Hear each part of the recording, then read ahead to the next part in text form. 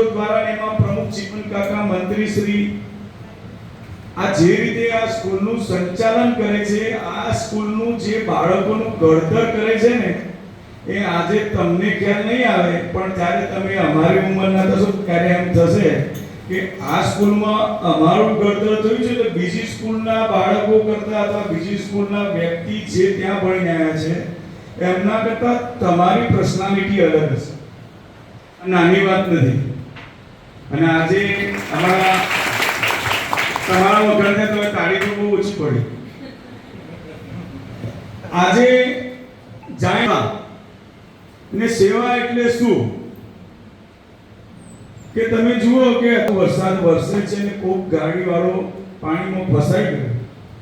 નગરપાલિકા, પોલીસ અથવા જે લોકલ માણસો એ ફસાયેલા વ્યક્તિને બહાર કાઢે ને એટલે આપણે ખાલી રીલ્સમાં જોઈએ છે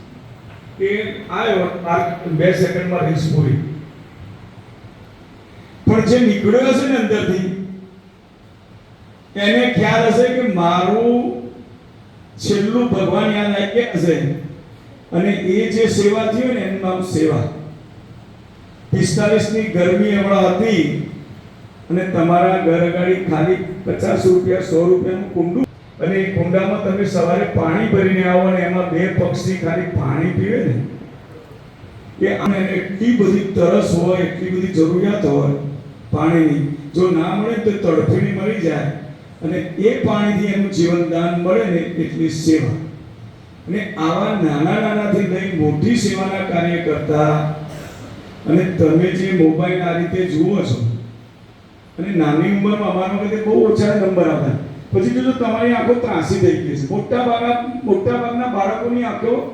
ત્રાસી ગયેલી હોય છે, અને ત્રાસી થઈ ગયેલી આંખો અથવા મોબાઈલ ઓછું જુઓ,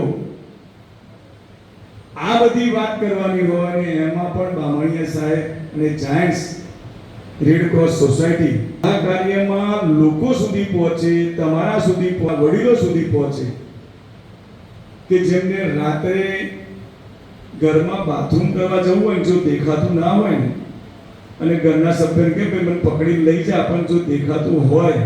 અને પકડવા ના પડે, અને એ વડીલને જ્યારે એ કામ એનાથી થઈ જાય અને એનો મોતિયો આ કેમ્પમાં લોકો વાત કરે કે મોતિયો છે પણ 15,000 20,000 એના જોડે